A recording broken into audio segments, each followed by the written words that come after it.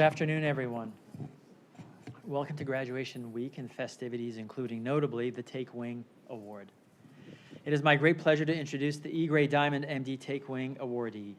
The Take Wing Award is the School of Medicine's highest honor. It's given annually to a graduate who has demonstrated excellence in the practice of academic medicine. The award was initiated in 1988. Dr. Stephanie Graff is the 37th recipient in our school's 54-year history. Dr. Graff is a 2003 graduate of our School of Medicine and currently serves as director of the Breast Oncology Program at Brown University Health Cancer Institute and co-leads the Breast Cancer Translational Research Disease Group. Dr. Graff completed her residency at UMKC, next serving as chief resident also at UMKC, followed by a fellowship at KU in medical oncology and hematology with a subfellowship in breast oncology. Upon completion of her subspecialty training, Dr. Graff served as a breast oncologist at the Sarah Cannon Cancer Institutes as part of Midwest Cancer Care here in Kansas City from 2011 through 2021, rising to Associate Director of the Breast Program in 2016 and eventually to National Breast Lead for Clinical Programs for Midwest Cancer Care in 2016 also. In 2021, Dr. Graff undertook an exciting transition to the nationally recognized Brown University Health Cancer Institute to serve as Director of Breast Oncology. Dr. Graff is the recipient of 17 honors and awards and has had editorial and reviewer responsibilities for 17 medical journals. She has served and led innumerable local, national, and international committees for a host of organizations and societies. Dr. Graff has numerous original and peer-reviewed publications to her credit, in addition to having participated in over 100 investigator-driven clinical trials for new and novel therapeutic agents. Dr. Graff is highly sought after as a caring and thoughtful mentor. She has developed a considerable reputation and body of work where advising, mentoring systems, and establishing mentoring processes are concerned. The UMKC School of Medicine is grateful to honor our outstanding and highly accomplished physician who has committed her thoughts and energies to addressing and eradicating breast cancer. I would like to award Dr. Graff with the E. Gray Dimond Take Wing Award. Dr. Graff. Thank you.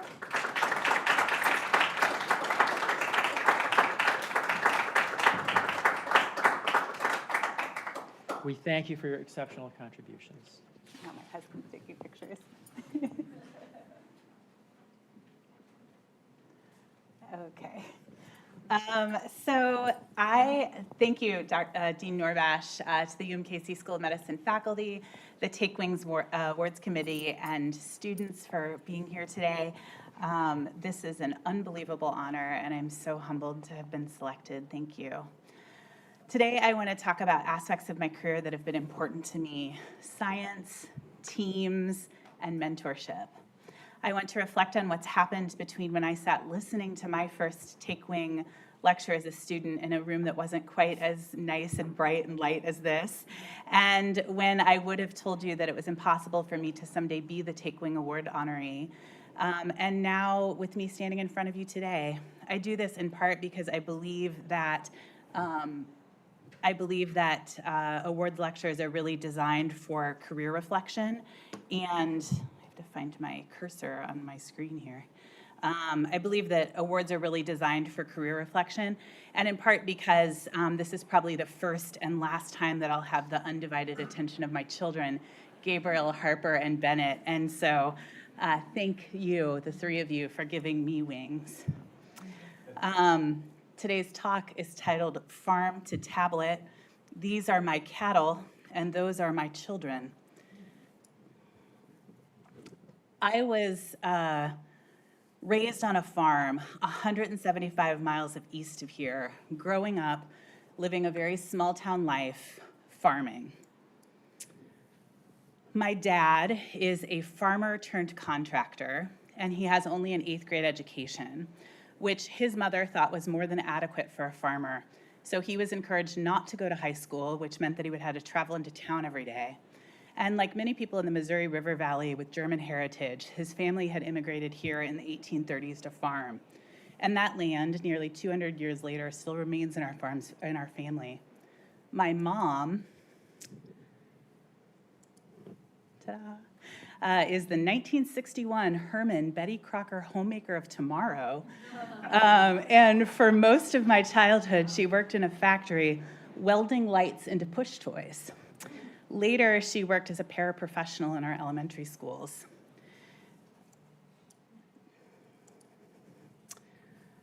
Our family lived simply. I am the youngest of 5, and I had a constant stream of farm chores and small town extracurriculars to keep me busy. I never had the coolest clothes or the coolest shoes. We took one family vacation a year, and it was always somewhere we could drive within driving distance. I spent much of my childhood imagining a very different future. The limited resources of my childhood translated into a very limited scope of imagination. And my ideas of future careers were limited to Richard Sari's What Do People Do All Day? I had grown to understand that children were workers. I had shoveled manure, baled hay, chopped ice. I knew how to herd and show cattle. I could sew clothing, I could cure hams, I helped my family prepare meals. I understood that a mother's work is never done. I still do. My own mother, after her factory jobs, helped with farm chores, volunteered with Girl Scouts and Sunday school, and shuttled us everywhere. We never fully appreciated the depth of her service to our lives. My sister, Stacy, who is 16 years older than me, attended nursing school when I was still very little. And I looked up to her. And so very quickly, I decided that I, too, wanted to be a nurse. And one day when she was home from nursing school, she pulled me aside and said, "No, you can be a doctor." And I said, "Okay, I'll be a doctor." And you know what? That doctor lion up there looks real cozy in his third-floor office, in the air conditioning, hanging out with the bunny, while everybody else around him is busy and shuttling around, working hard. And so the first seed was planted. Years later, over a middle school dinner at my childhood best friend's home, Sarah's parents asked me if I had given any thought to, Stacy Algren's laughing because her brother is also in my kindergarten class photo. Over my childhood best friend's home, Sarah, her parents had asked me if I had any thought where I might like to go to college. I was startled by the question. Despite holding on to the idea of doctor at that point for years, I had never really thought about how you actually become one. I had never even thought that it was actually a realistic goal. I had been holding on to it like you hold on to being a pop star or an NFL quarterback. And so it was the first time that somebody had said Stephanie and college in the same sentence to me. Fast forward 20 years later, ta-da! And I'm going to cry all over again, just like yesterday. Fast forward over a 20-year career, and I've been able to participate in several early career mentorship forums, like the ASCO Virtual Mentoring Program, ASCO Idea Development and Education Award Grant Program for international graduates, the OncLive San Antonio Breast Cancer Symposium and Fellows Forum. And every time I'm surprised that honestly just sharing the story of how a career can unfold can have such an impact on another person, that everyone feels as overwhelmed with the how do I get there feeling that I remember having when I was sitting in my first Take Wing lecture. And so I aim to share some of that story with all of you today. By high school, I was loosely aware that Stacy Massman, who some of you may know as Associate Dean Dr. Stacy Algren, had attended medical school after high school. I also found out that Beth Hammer had been accepted to do the same. 2 Herman girls just like me. And so, in the spirit of 1990s Successories posters and Billie Jean King, if you can see it, you can be it. And so that became my plan. I do not remember discussing this decision with any adults in my life. Not my parents, not my guidance counselors, not my teachers. So let's quickly take stock of the things I did not know at this time.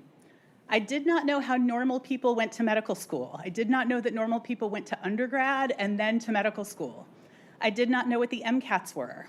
I did not know that BA, MD programs were like competitive or hard, or that I should be stressed or worried about it, or that there were other ones in the country. I did not understand the path of medical school residency fellowship. I actually thought when I got accepted to medical school, I would declare a major like cardiothoracic surgery or internal medicine and like become a doctor. I had no idea what a physician made as an annual salary. I was only loosely aware that I would have more financial security than my parents had. Yet I was invited to interview. I remember that my dad couldn't be away from the farm for long, which is a pretty typical decision-making process in my family. So we drove down and back for the interview in a span of 24 hours. The night before we left to drive to Kansas City, the doorbell rang, which in and of itself was really weird because everybody else in Herman just walked in our back door like they lived there. And so when I answered it, it was my high school librarian, Mrs. Ruth Baumstark. And she handed me a plastic-covered hanger bag and said, "I think Megan's suit might look nice on you tomorrow." I have no idea how Mrs. Baumstark knew that I had that interview. And I don't know how she knew I didn't have a suit or that I would need one. But I know, and I also don't know if Megan had anything to do with it, but I know that my dad was the only dad wearing work boots instead of a suit on the day of my interview. And I know that if I hadn't worn Megan's suit, I would have been the only candidate not in a suit on the day of my interview. And so, sorry guys.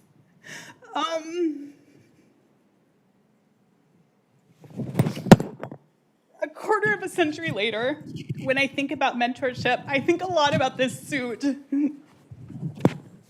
Because I think I have tissues. Stacy told me to grab them because she knew. I think this is actually the worst part for me. I think a lot about, I think about this suit all the time. I think about that mentorship is just seeing a gap in somebody's skills or somebody's knowledge or, heaven help me, somebody's closet and stepping up to fill it. And that is what I think that I have been trying to do in my career, is just looking for moments when somebody might need somebody to step up and help them find the next thing that they need. And I think that we all have these opportunities in our life where we can be mentors and sponsors like this, where there's somebody a step behind us. There are high school students that want to get into UMKC. There are medical students that are trying to become interns. There are interns trying to become fellows. And so there's always somebody just one step behind saying, how did you do that? And ask questions, help them get there. It's so appreciated. So when I asked during my interview, I was of course asked why I wanted to become a physician. And with a starry-eyed, far-off grin on my face, I confidently answered, I just really love science. My husband is greatly amused by this fact. He thinks I am the only medical student in the history of time that did not answer this question by saying, I want to help people. But one of my high school teachers, who wrote one of my letters of recommendations for UMKC School of Medicine, used to say that whatever you decide to do in life, you have to love to read about, because our job is to read about our job, which is really true. I love science. I still love science. And the helping people part just seems so obvious to me. It seems so ordinary. It seems like what we all do every day, no matter what our jobs are. That is farming. In mid-Missouri small towns, everyone is friendly and helpful. I talked to old men at the bakery when I dropped in with my grandpa to get coffee in the morning. I volunteered as a greeter at church. I knew how to casually start up conversation at the county fair about my mother's Grand Champion pecan pie and our livestock just the same. I was affable. I knew how to, and my aunt would bring over farm fresh eggs, and my neighbors would give us vegetables. My dad helped repair people's barns after bad storms. The whole community would herd lost livestock. We helped each other all the time. We were available. I knew that the most important thing was really just showing up for one another. I was accountable. Our words mattered. I went on to learn that these things, affability, accountability, availability, and last of all, ability, are the things that define career success. And for me, those skills are skills that I learned in my hometown even before starting medical school. And I think that UMKC does a really nice job of identifying in students and fostering in their potential. Somehow, UMKC decided to let me in, and that is when I started to see the first sprouts of my future. Medical school itself was hard. I don't think I was adequately prepared for the first year. But I loved my clinical time. I loved all of my clinical time. My docent was Dr. Chris Mullen on Gold 3, and I suspect that Dr. Richard Butin feels like he was my docent, given that he was often paired with me on rotations with our unit. And Dr. Butin nominated me for this award, really epitomizing lifelong mentorship and sponsorship. Dr. Butin, thank you. And so it is here that the first sprouts of my career began in the framework of the UMKC School of Medicine. Embedded within the curriculum of UMKC is the school's commitment to the docent system and the values it teaches, including team-based care, integrated mentorship, and a deep commitment to medical humanities. The docent system, as I'm sure you all well know, was established by the school's founding in 1971 by Dr. Dimond. One of the original founding docents, Dr. Marjorie Searage, explains, "The best patient care occurs when health professionals themselves work as partners. This core value of team-based care has led to numerous career opportunities for me, including clinical care. I see patients in our multidisciplinary breast cancer clinic with nurses and navigators, surgeons and radiation oncologists, pathologists, radiology, social work, lymphedema therapy, all working together to deliver the best possible patient experience. Together, we all make one another better, amplifying knowledge, closing gaps, and sharing in the responsibility of care. We have shown that our team-based care decreases patient distress, improves satisfaction, and optimizes a patient's ability to understand the plan of care. Improved patient outcomes. At the Sarah Cannon Cancer Network, I helped build the team-based care model, including the high-risk breast program and breast cancer care pathways, ultimately leading to the National Breast Cancer Clinical Program. Implementation of pathways in the Sarah Cannon Cancer Network and teams for genetic counseling, for example, resulted in an increase of appropriate genetic testing for our patients from 21% of eligible patients to 72% of eligible patients, far exceeding the national metrics. Now I sit on the European Society of Breast Cancer Specialists Multidisciplinary Meeting Optimization Working Group and am streamlining the guidelines for the globe to develop their multidisciplinary teams, as well as the American Cancer Society National Breast Cancer Roundtable Steering Committee, partnering with fellow RU and Take Wing honoree, American Cancer Society Chief Patient Officer, Dr. Arif Kamal, dedicated to leading the collective action across the nation so that every person in their support systems will know and understand breast cancer risk and screening needs and can access timely, high-quality, compassionate screening, diagnosis, treatment, and supportive care needed to improve survival and quality of life. Teams of many different missions, sizes, and scales, all similar to my original team-based care experience here at UMKC. Another tenet of Dr. Searage's values was humanities. During my UMKC time, I was fortunate to take healing in the arts with her, and she richly infused the power of narrative and storytelling, the arts as a healing element in anyone's life, and the truth that health and illness are broad societal themes outside of our clinics, and that patients are whole. All of these concepts have become central to my career. Her class actually led to my first publication, a narrative piece about my grandmother's Alzheimer's dementia titled The Puppet Show, which won the Missouri Medical Student Medical Essay Contest.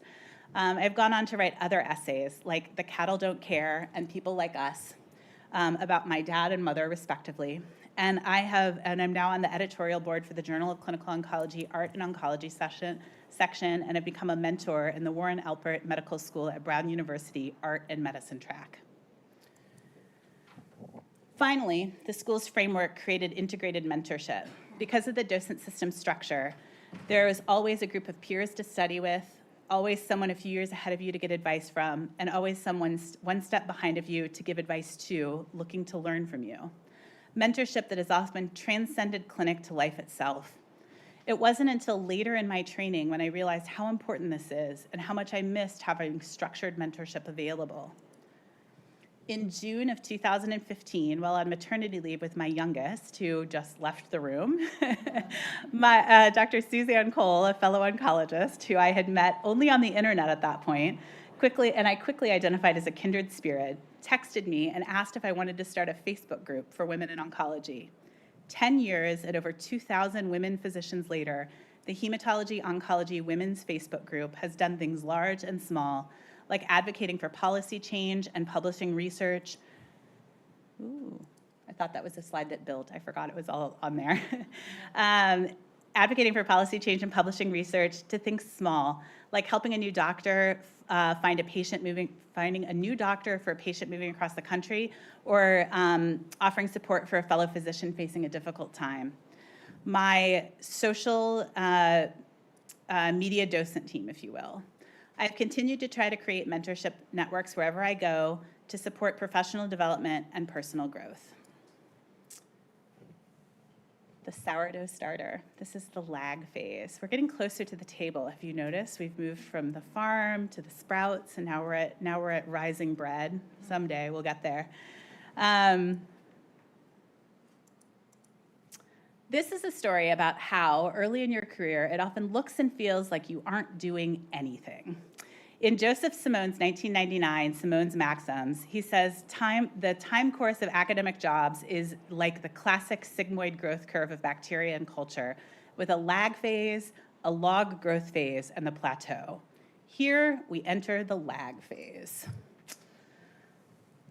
Bacteria survive within abscess despite antimicrobial therapy, usually necessitating drainage. In residency, I'm skipping some stuff here. In medical school, my first research experience was with Dr. David Bamberger and Dr. Betty Herndon, working in their lab looking at penicillin binding proteins. At the time that I was working in this lab doing this research, I hated every minute of it. I felt like I was, sorry, Dr. Bamberger, I felt like I was robotically checking off a box on my to-do list for medical school. Someone said, you have to do research, and I was like, okay, well, if I have to do research. But in retrospect, this work helped me learn so much that is actually transcendent in my career now that immunotherapy is the cornerstone of cancer treatment, and that my translational research has increasingly turned to work involving mechanisms of disease resistance, which is a lot of what this work was. It has taught me a lot. Now that I lead our translational disease working group, I have some street cred that I actually know what a real gel auger is and have torn billions of them. I'm sure Dr. Herndon can attest. And this also really grosses out my children. So they love knowing that I've done this in my life. Moving beyond the penicillin binding protein projects with Dr. Bamberger and Dr. Herndon in residency, I proposed a few research projects and was told that they were too ambitious. In retrospect, I recognized that instead of telling me no, I probably should have had opportunities to reshape those projects into things that were more scalable for both the time of residency and what was reasonable within the size of our residency program or the time I had available in my residency program. But at the time, instead, some of my co-residents suggested that I search out people doing clinical research. I knew I wanted to do oncology, so I looked through some of the oncology fellows. None of their research projects were ones that I could easily get involved with. Then one of my co-residents told me that one of the pulmonary fellows had a really cool project and I should see if he needs support. And so fast forward through about 1 billion hours of retrospective data review and more than I ever needed or wanted to know about APRV mechanical ventilation, and the bulk of my chief year of internal medicine residency, I think I found a pretty good research partner. The experiment is ongoing. We are actively applying. We are actively applying for funding. Some of the subjects have been non-adherent to the treatment protocols. There are times that it is both messy and chaotic. We have needed support from several lab assistants to keep our experiment operational.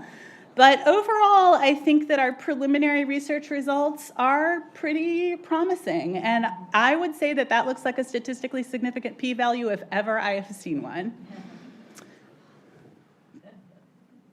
That's Apollo from the back row, which is our dog. So I started fellowship committed to thoracic oncology. You did not miss here. And I kicked off my oncology fellowship working with my mentors, Dr. Karen Kelly and Dr. Chow Wong. I wrote a book chapter on neoadjuvant chemotherapy for early-stage non-small cell lung cancer and was collaborating on identifying potentially targetable alterations in small cell lung cancer, including insulin-like growth factor. When Jason and I became pregnant with our first child, Gabriel, and my mentors graciously accommodated my maternity leave over my research month, which, with the gift of hindsight, I know is actually what perpetuates the gender gap. When women use academic time for family leave and men use it for research, women fall behind. I'm now in a position to advocate for better policies for women today, both at the university and through professional societies.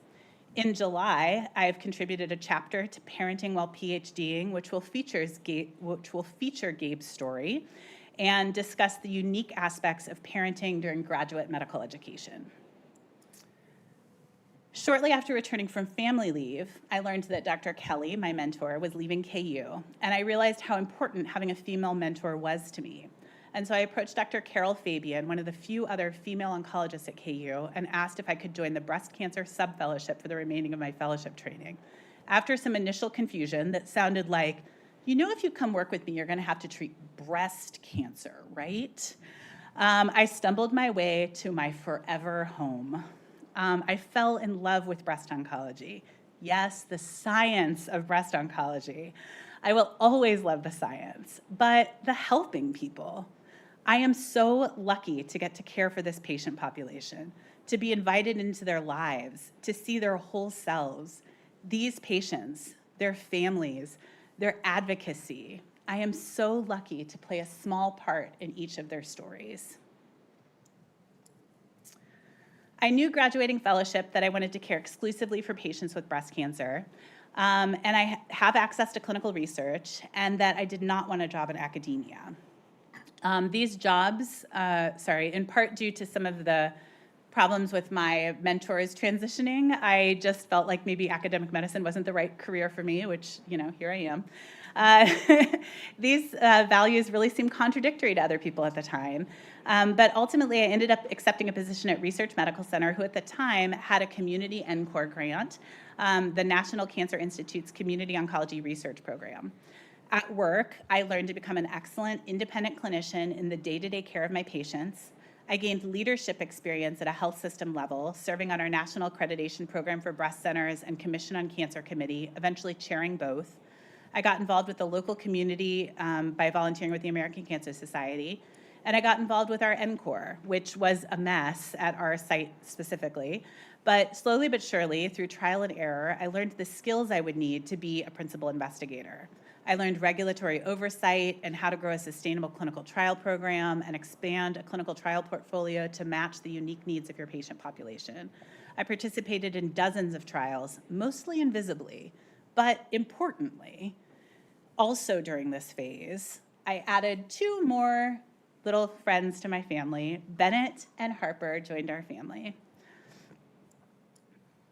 So this quiet, unappreciated, largely unnoticed work of early career is vital. Perhaps it is the lag phase, but when the yeast starts to rise, the bread is its own reward. So I want to encourage everyone to find ways to celebrate their little wins along the way, because that's actually the cheat code for living a fulfilled life, is celebrating the small things and learning to enjoy watching the bread rise. The farm-to-table concept depends on the right combination of fresh ingredients at the right moment, and so does career development, and so does drug development. So let's take a moment and look at how seasonal ingredients grow and leading to the right mix of flavor combinations, and how one introduction opens a door, ultimately cascading into a web of connections and opportunities. In 2012, I was asked to add additional clinical sites to my practice in recognition of the care I was delivering.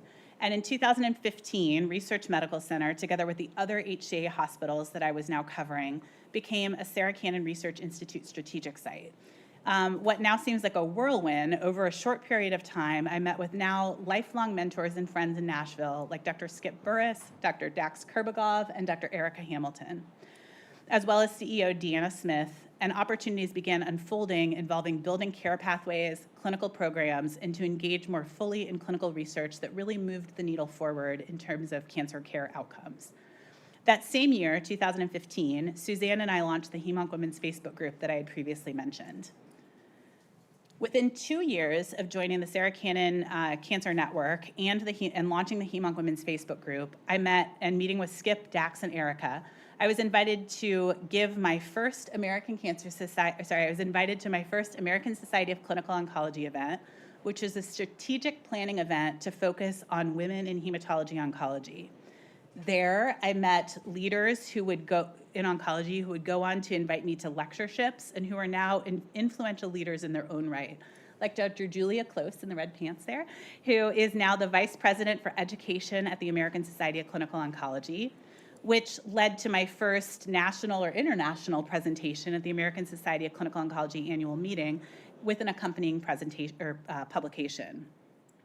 I was also invited to my first US FDA symposium, focusing on barriers to treating breast cancer and conducting clinical research in the community.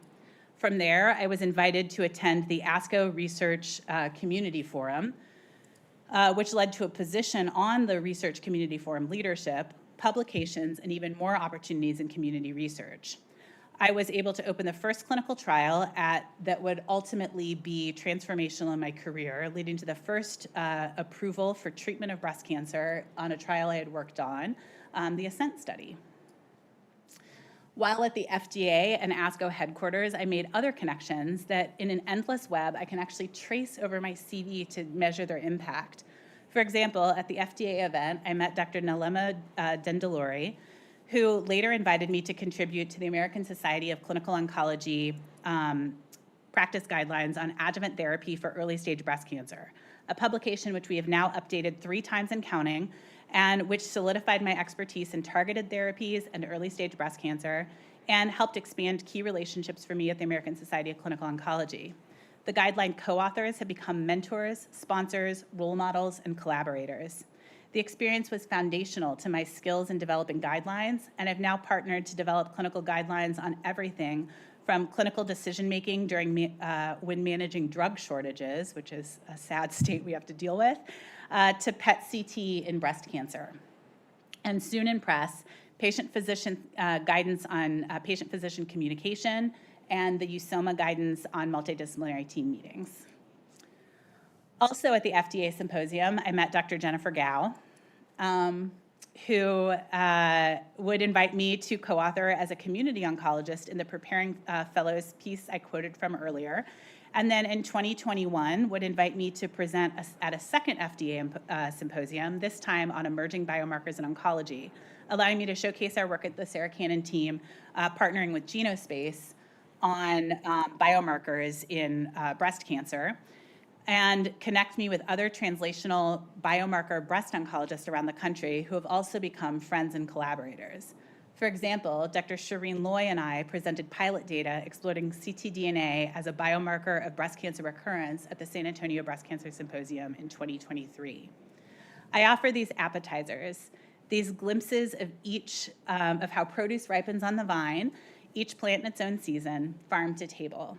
Because when I sat through my first Take Wing lecture, I couldn't imagine how all of this stuff happened. And the truth is it's all sort of one small step, one kind introduction leading to the next moment.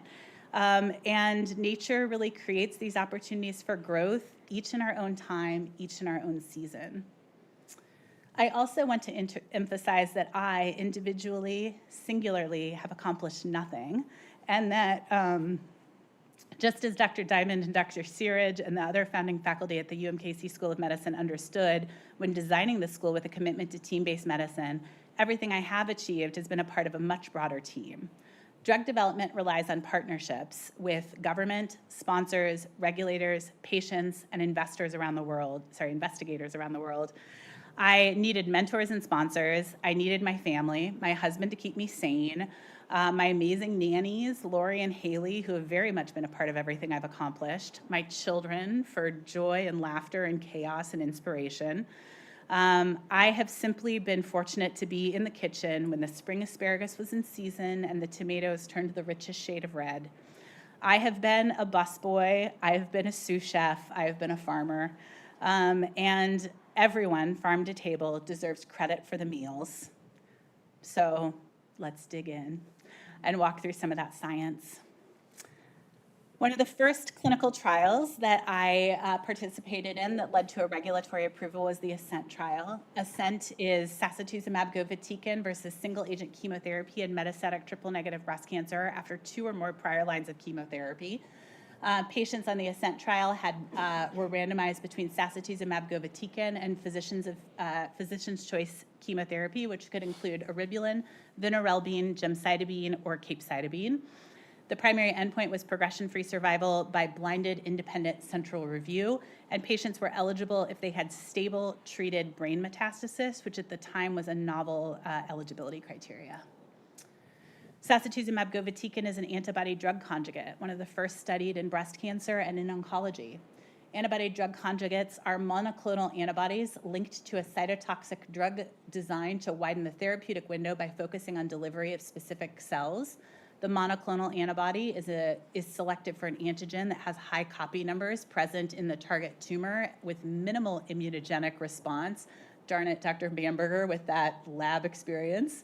The cytotoxic drug is the payload, which delivers potent chemotherapy with subnanomolar activity only after the stable linker has been released, which releases only in the target cell.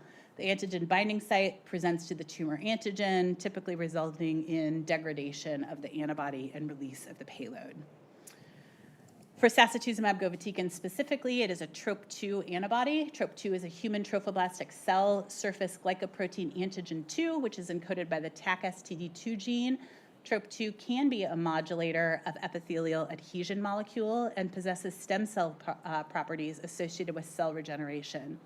TROP2 is a transmembrane glycoprotein overexpressed in many solid tumors, including breast cancer. It's present in 90 to 95% of breast cancer cells. And we actually did not include testing for TROP2 in the eligibility design of ASCENT, which also took a leap of faith because the only targeted therapies approved at the time that ASCENT was accruing was trastuzumab, and we very much tested for HER2. So convincing investigators to accrue to a trial that randomized to a targeted therapy without testing the target required some confidence. This resulted in publication in the New England Journal of Medicine. Look, Mom, I'm in the New England Journal of Medicine, except for I'm not really, because that's not my name. Today's fun fact for everyone, if you didn't know, when you see a publication and it says for the ASCENT clinical trials investigators, and it's hyperlinked like that, and then it goes to the supplement, and the supplement lists 20,000 other authors, those other authors all get a PubMed index. They're all cited. So now I am in a position where I'm often what I lovingly call an above-the-fold author, one of the people whose names appears there. And I'm on several editorial boards, and this is a shared decision. Both the authors and the editorial board have to agree to this. They have to agree to list everybody in a supplement, pay to PubMed index them, because it's a lot of work on the editorial side. And so some journals actually have an editorial policy not to include those authors. And so now that I'm in that position, I fight for that, because those people that are listed in that supplement did a lot of work to put patients on this study. And so if you PubMed me, the ASCENT trial comes up as a New England Journal of Medicine publication for me. So look, Mom. In the ASCENT trial, the primary endpoint was progression-free survival and overall survival in patients without brain metastasis. It did meet its primary endpoint of progression-free survival, improving progression-free survival from 1.7 months in the chemotherapy arm to 5.6 months in the sacituzumab arm, with a statistically significant hazard ratio of 0.3 and a clear separation of the curves, as you can see. Overall survival was almost doubled, improving from 6.7 months with chemotherapy to 12.1 months with sacituzumab govitecan. Again, a clear win for patients with heavily pretreated metastatic triple-negative breast cancer. All subgroups benefited. But of course, sacituzumab comes with side effects. Notably, 64% of patients in the study population did have grade 3, grade 4 toxicity. Patients did not have prophylaxis with either antidiarrheals or growth factors. So some of this can be modified with more aggressive intervention up front, which we now know, including notably neutropenia occurred 34% grade 3, 17% grade 4, 10% grade 3 diarrhea, which is actually catastrophic for patients. With every dinner pairing, I'm going to offer you a dessert pairing, continuing the how does a career unfold. For every trial that I participated in, opportunities came along with it. With Ascent, I built a relationship with the study sponsor and the study team and was able to open Ascent 04. Ascent 04 was actually one of the first trials I brought to Brown when I transitioned to Brown University. It was Brown's first opportunity to partner with this study sponsor, so it was a great opportunity for Brown. Ascent 04 is sacituzumab govitecan plus pembrolizumab, which is an immune checkpoint inhibitor in first-line, previously untreated metastatic triple-negative breast cancer.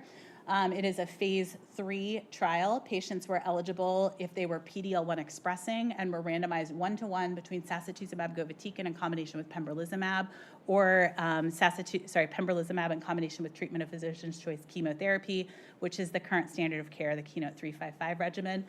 And Dr. Sarah Tellini, my friend, mentor, and colleague, is going to be presenting this in 2 weeks at ASCO Annual Meeting 2025. But spoiler alert, we already have a press release that tells us that sacituzumab plus pembrolizumab demonstrates a statistically significant, clinically meaningful improvement in progression-free survival in patients with previously untreated PD-L1 metastatic triple-negative breast cancer, likely changing our current approach to first-line therapy. It also opened the door for passion projects. I was able to secure funding to explore how we talk about what's clinically meaningful for patients. Interestingly, ASCO defines clinically meaningful as an improvement in survival of 20%. Can you imagine telling a patient that it only matters if it's 20% better for them? How do we decide these things? And so in partnership with a study sponsor, 2 professional societies, including the Academy of Oncology Nurse and Patient Navigators and the Advanced Practitioner Society for Hematology and Oncology, as well as 5 different patient advocacy organizations, we explored what outcomes actually are clinically meaningful to patients. Because you hear us at podiums say this is a clinically meaningful outcome. Well, to who? What does that mean? And how best to present information to patients in a way that helps them decide if it actually is clinically meaningful to them. And the results showed we have a long way to go. So more on that later, hopefully. It also created sponsorship opportunities. So as we speak, my amazing student, MD candidate at the Warren Alpert Medical School, Celeste Nusabi, is presenting on my half in Munich. My children think Celeste may have gotten the better end of the travel bargain here. On my behalf, our work examining real-world gaps in oncologist and patient reporting of symptoms and side effects in hormone receptor-positive, HER2-negative metastatic breast cancer, which is actually using data from the TROPiCS-02 study, which is also with sacituzumab. So back to the bacterial growth curve. I want to take a moment and go back to this. Joseph Simone's original maxim was the time course of academic jobs is like the classic sigmoid growth curve of bacteria and culture, with a lag phase, a log growth phase, and a plateau. I don't think that's true. I opened the Ascent trial in 2017.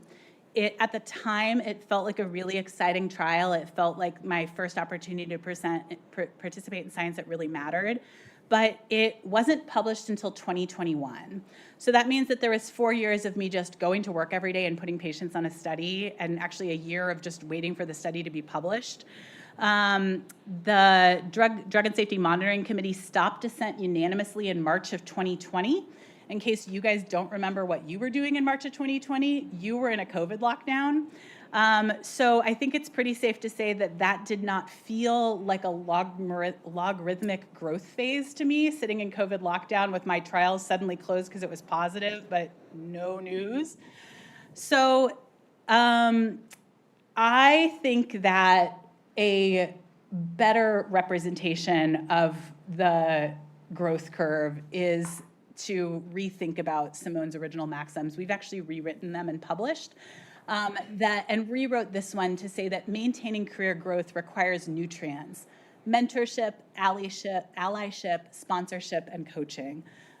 Because I think that success looks a whole lot more like the lower graphic. And I think that there's been a lot of times where I feel like I'm walking through that black pit or slowly, carefully stepping across that trench on the ladder. Not necessarily times where I feel like I'm celebrating at a flag at the top of the mountain. Moving to summer. The next tablets, actually, finally to a tablet that I got to work on were CDK4/6 inhibitors. CDK4/6 inhibitors are activate, so CDK4 and CDK6 activate the cyclin D1 CDK4/6 RB pathway, which leads to cell proliferation, so cancer cell growth. Sustained inhibition of CDK4/CD6 induces cell cycle arrest and prevents RB phosphorylation, which ultimately leads to senescence and apoptosis or cancer cell death. So I was able to open the Monarch-E study. I'm skipping forward. I did several other CDK4/6 inhibitor studies as well, which is a phase 3 study of abemaciclib in combination with endocrine therapy or endocrine therapy alone in patients with high-risk, lymph node positive, hormone receptor positive, HER2 negative, early stage breast cancer. Patients were eligible if they had lymph node positive disease, including 4 or more positive lymph nodes, or 1 to 3 positive lymph nodes with an additional risk factor, which could include a grade 3 tumor, a tumor larger than 5 centimeters, or a Ki-67 of greater than 20%. And they were randomized to receive abemaciclib 150 milligrams twice a day for 2 years, or standard endocrine therapy alone. And this led to publication in the Journal of Clinical Oncology. Hey, look, Mom. And the Monarch-E trial met its primary endpoint of invasive disease-free survival. You can see that the curves continue to separate well after the 2 years of adjuvant abemaciclib, suggesting that even after discontinuing the abemaciclib, the benefit of that early cell senescence and cell apoptosis continues to have effect on reducing the risk of cancer recurrence, resulting in a 33% risk reduction in the risk of developing an invasive disease-free event, and an absolute benefit at 5 years of 7.9% for patients randomized to the abemaciclib arm. All subgroups did benefit from the addition of abemaciclib. And of course, it did also come with side effects, notably neutropenia, diarrhea, fatigue, and abdominal pain, nausea, leukopenia, all of which are responsive to dose hold and dose modification. And again, pairing with dessert. As a result of participating both in the Monarch-E trial and the NATALEE trial, which is a similar study using ribociclib, I've been able to participate in several real-world evidence trials, including an analysis looking at whether invasive disease-free survival is a reasonable surrogate endpoint for overall survival, which is helping us move early-stage breast cancer therapies forward to approval faster. I've been able to write review articles, which creates opportunities for authorship for students and junior faculty on my team. And I've been able to write editorials with my mentors and heroes. The post-Monarch study, I was also invited to then be an author on and a contributor to the post-Monarch trial, which is using abemaciclib after progression on a CDK4/6 inhibitor, so looking at extending CDK4/6 inhibitor therapy. Post-Monarch was abemaciclib plus fulvestrant versus fulvestrant alone after progression on a prior CDK4/6 inhibitor. And it also met its primary endpoint with a hazard ratio of 0.73, extending median progression-free survival from 5.3 months to 6 months, which doesn't sound dramatic, but was statistically significant, which also created translational science opportunities. Again, Dr. Shireen Loy and myself, as well as the rest of our study team, has been able to use the data from trials like Monarch-E to look at how ctDNA dynamics can help predict risk of recurrence in hormone receptor positive early stage breast cancer. On this curve, you can see that patients that are persistently ctDNA negative have the best outcome. Patients that are persistently ctDNA negative have an inferior outcome. Interestingly, patients that are initially ctDNA negative but become positive in the red line do worse than patients who are initially ctDNA positive but clear the ctDNA in the gray line, suggesting that by tracking ctDNA dynamics and potentially responding with different interventions based on those results, so we may be able to make a meaningful difference in risk of recurrence for patients with hormone receptor-positive breast cancer. We are going to continue asking that question in the adjuvant WIDER study, which is open now, and I am the global study chair for adjuvant WIDER, which is using ribociclib in a very similar design. Dinner and dessert pairings, final one, fall. So Capitella 291 is a trial that looked at capivasertib in hormone receptor-positive advanced breast cancer in combination with fulvestrant versus fulvestrant alone for patients previously treated with endocrine therapy plus or minus a CDK4/6 inhibitor. The PI3 kinase AKT mTOR pathway is a pathway that's activated by a receptor tyrosine kinase, which recruits the PI3 kinase domain to the cell membrane, and when it's phosphorylates, promotes AKT activation, and ultimately activates mTOR, which is then stimulates tumor cell growth, tumor cell survival. So by blocking the PI3 kinase inhibitor, blocking the PI3 kinase pathway, we're able to have a bad effect on tumor cell growth. Capitello 291 proved that by randomizing patients to capivasertib with fulvestrant and showed that patients randomized to capivasertib with an AKT-altered tumor had a statistically significant improvement in survival from 3.1 months to 7.3 months for progression-free survival, which met its endpoint and improved the hazard ratio 0.50. All subgroups benefited from the addition of capivasertib, and it does, of course, come with side effects. The side effects of capivasertib include diarrhea, rash, nausea, hyperglycemia, stomatitis. And pairing with desserts. There's a Friends episode where Joey borrows Phoebe's maternity pants and wears them to Thanksgiving dinner, and Phoebe says, "Hey, those are my maternity pants." And he says, "These are Joey's Thanksgiving pants." And so instead of talking about the specific spillover effects of participating in the Capitella 291 trial, I'm going to tell you about how we all just need bigger pants. As a result of participating in so many of the, again, huge global studies, big team-based care, mentorship, collaborative team efforts that I've been able to participate in, I've had a role in the development of sacituzumab govitecan, abemaciclib, ribociclib, capivasertib, atezolizumab, pembrolizumab, trastuzumab deruxtecan, and datopotamab deruxtecan. I hope to add imlunestrant to this list soon. I'm waiting for the approval. We have presented the positive data. 25 other trials in various stages of development and reporting have my fingerprints in the soil. So I hope to continue to see my impact on the role and the treatment landscape of breast cancer grow. I have presented research in 11 countries, which is pretty gobsmacking for a girl who had never left the backseat of the station wagon, where I didn't even get a seatbelt when we went on road trips.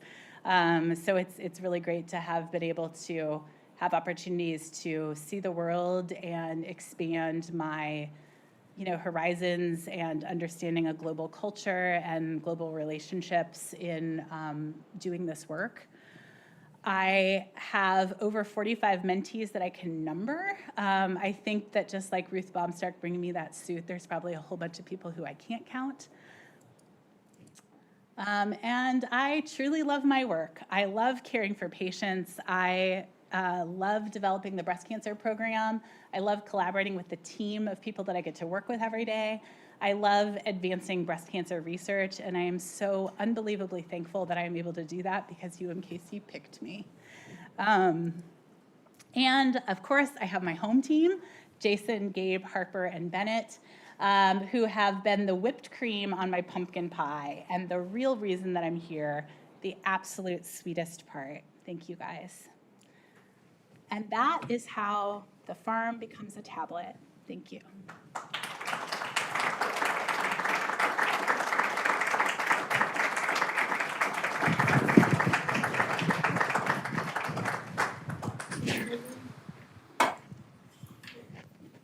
Questions? Yeah, front row. afternoon, and thank you for an absolutely wonderful talk. I'm the Associate Dean for Research at the School of Medicine, so I can have two questions, two different questions. The first question is, for sacituzumab, I'm a PhD, so I might get these words in wrong. Sacituzumab. You stratified your patient hoping that some of them would have trope B and some didn't, and then you looked at survival. Did you at any stage subsequently go back and check? I was just curious of whether survival. We did. So that analysis has been presented and published. I'm sorry, I just only had so much time today. I can't do it all. There's no difference by TRP2 expression, and they've, interestingly, in the development of trastuzumab, again, kind of our original targeted therapy, with the vision of hindsight, when you go back, if Dennis came in, if Denny had sliced and diced HER2 in any other way, the HERA trial could have been negative, right? And so everyone was very careful on those analysis, looking at the HER2 or the TRP2 populations to see if we broke it down by quartiles, if we broke it down by positive, negative, greater than 10%, different levels of expression, and no version of slicing and dicing TRP2 expression in the ASCENT trial or the TROPiCS-02 population, which was the same study in hormone receptor positive breast cancer, had an impact on response. Yeah, great question. What was your second one? And my second question is, you know that the STEP has gone to pass-fail right now, and so we have an incredible number of students looking for research projects. Yeah. And so what I think is there's a really rush from the first year in medical school for students to try and get any type of project. Yeah. It's not one with, and sometimes the questions become very, very basic and very simple rather than. So what would your advice be to students? I mean, I think we're on Zoom, right? Yeah. Yeah, what would your advice be to students who are in that situation right now, especially thinking, how can I make myself more competitive for residency now that this one metric has gone away and they're focusing on research? So what would you give them, advice would you give them for getting involved with research? So I think it's more important for a student to do research that is going to inspire them and engage them than to do research to check a box. And so I think what I would say is that not every project that you get involved in is going to lead to a publication, right? Like, I'm not published on Dr. Bamberger's penicillin binding proteins, and God help me, I was horrible. They should not have included me in any publications. But you gain that experience, and I was able to, list that as research experience. I was able to present it at the UMKC research forums as work that I had participated in. There's a space in the ERA's application process to acknowledge that. So I think that they need to be thoughtful about that not everything is going to be on the New England Journal of Medicine, because I think that early in my career, that was sort of like my only way to think about research was like these huge, multi-center, I couldn't think of small projects. That just gaining the experience is going to give them opportunity, and it's more important that they're able to discuss that so that when they are interviewing and they're asked, like, tell me about this research you did with penicillin binding proteins, that they're not like, well, there were rats. I mean, like, if they can't actually describe the work that they did, it's going to look fake, and that's going to hurt them. So I think it's more important that it's work that they enjoy, that leads to engagement, that they then can really shine on the interview trail, that they can talk about in their essays, that they can write a good, two-line descriptor of when they're filling out their ERAs information. And, as leaders of healthcare systems, as leaders of medical schools, I think it's important that we continue to make sure that ERAs create space for that in the application process, that it's not just a, did you publish, yes or no, that there's space for research experience, because not all student research experience is going to be this. So, well, I just want to say thank you. That was truly excellent lecture. And I thought, when was the last time I went to a lecture that was that good? And it was Dr. Oliver Sacks, actually. So thank you very much. Thank you. Yeah. Hi, so I'm an incoming resident in internal medicine, Medicine, and I'm currently working as a research assistant in Dr. Nichols' lab. So for an incoming resident who really wants to participate in research, what would your advice be in the upcoming 3 years to get involved in such projects? Watch out for the pulmonary fellows. Just teasing. I don't know if your plan is to be an internist or to do a fellowship or become a hospitalist. I don't know what that future looks like. But again, I think research that engages you and research that gives you an opportunity to showcase your engagement moving forward, whether when you're interviewing for jobs or interviewing for fellowships, is more important than that it perfectly fits in the box. My HEMONC fellowship application was APRV mechanical ventilation. And at the time, I wanted to do thoracic oncology, so at least I could say, well, it's lungs, so it all kind of works. Turns out not helpful at all to me professionally, other than that when I hear him returning pages in the middle of the night, I remember what some of the words mean. I think, but again, gaining that experience was more important than having it perfectly match the narrative of what my CV would look like. Yeah. Yeah, you've mentioned a number of interesting ADCs, of course, and so there's sacituzumab TMT coming, and also HER3 ADCs. Yeah. I don't know if you're involved with those.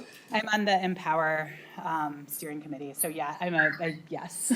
Okay. Do you see the future, though, being probably more linked to the ADCs and getting better delivery there as opposed to the TKIs? I mean, I know they're both. Yeah, I think that they're different. I think what will happen is that we'll have oral-based therapies for target. I hope that breast oncology ends up more like thoracic oncology. It's weird as a breast oncologist to say, I can't believe that I'm jealous of thoracic oncology. I started as a thoracic oncologist and they had nothing. They gave everybody cisplatin etoposide, and breast oncology had ER, PR, and HER2 and all these different drugs and all these different trials, and it was like alphabet soup to me as a first-year fellow. And now thoracic oncology genomically profiles every single patient, and you get ROS1 or EGFR, your therapy your therapy is so driven by your molecular cascade that it's completely different. And breast cancer still just has ER, PR, and HER2 with some exceptions. That I hope that breast oncology moves more in that direction, where we have a handful of targeted therapies that mean that some patients with the right milieu of targets are able to be on oral therapies longer. And that then for more resistant disease, we're able to use antibody-drug conjugates, not because antibody-drug conjugates are so dramatically better, but because they enable that drug delivery aspect so that the toxicity profile is hopefully more tolerable. I think that the newer generations of ADCs are both going to be more specific to their target, and the linkers are going to be more stable, so we won't see as many downstream toxicities, all of which are hopeful. Other questions? Yeah. And one more, again, it's coming from a scientist as opposed to a physician, and I'm just curious, looking at a lot of your survival curves. I know you talked about disease-free survival, but what about death? I mean, do you see a difference in timing of that in your trials? Yeah. We have all these endpoints for oncology, and often we use, in metastatic trials, we normally use progression-free survival as our primary endpoint because it can advance regulatory approval faster. And as many of you in the room remember, that's the result of the work of patient advocacy during the AIDS pandemic, that we heard from patients with HIV/AIDS dying while drugs were available, not to them, that they wanted drugs sooner, not after they had been proven to improve survival. And that same movement then took hold in the breast oncology community. And so breast oncology patient advocates were sort of the next wave of people beating down the doors at the FDA.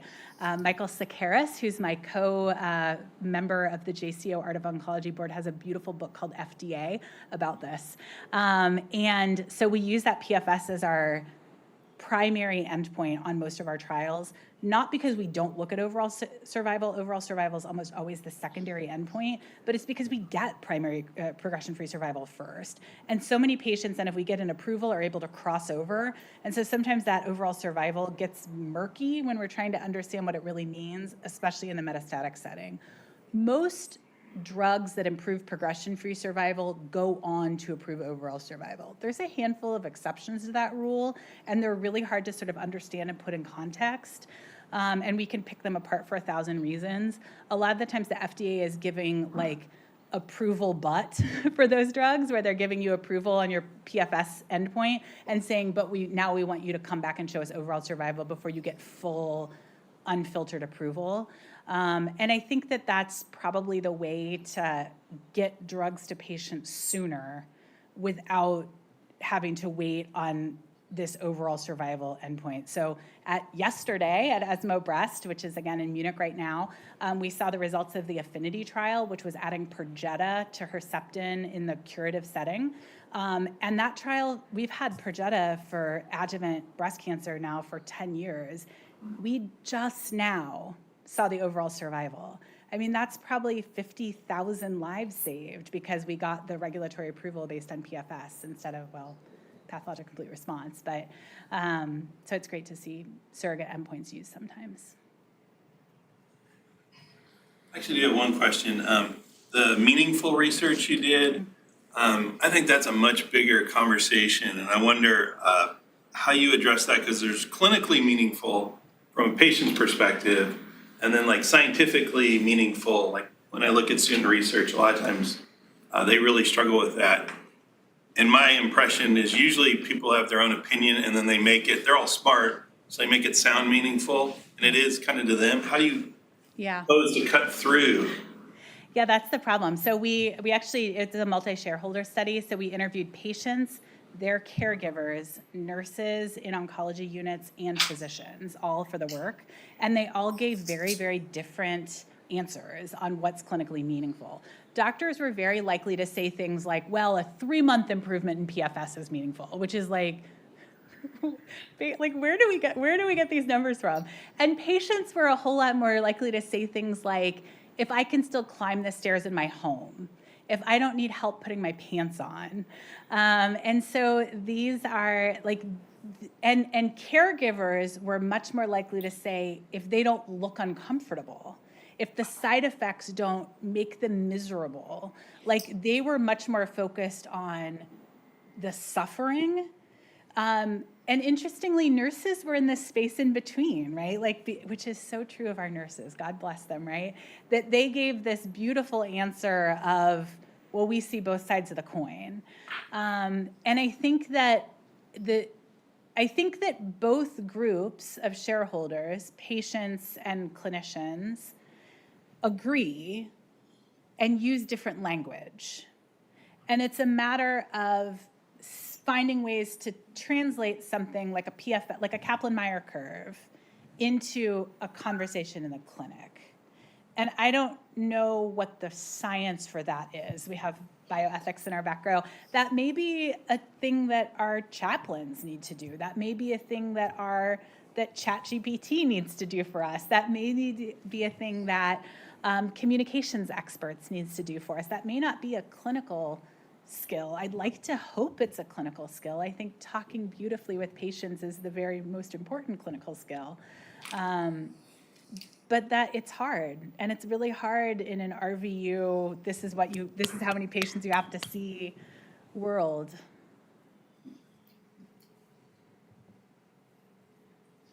Other questions? Thank you again. Thank you all.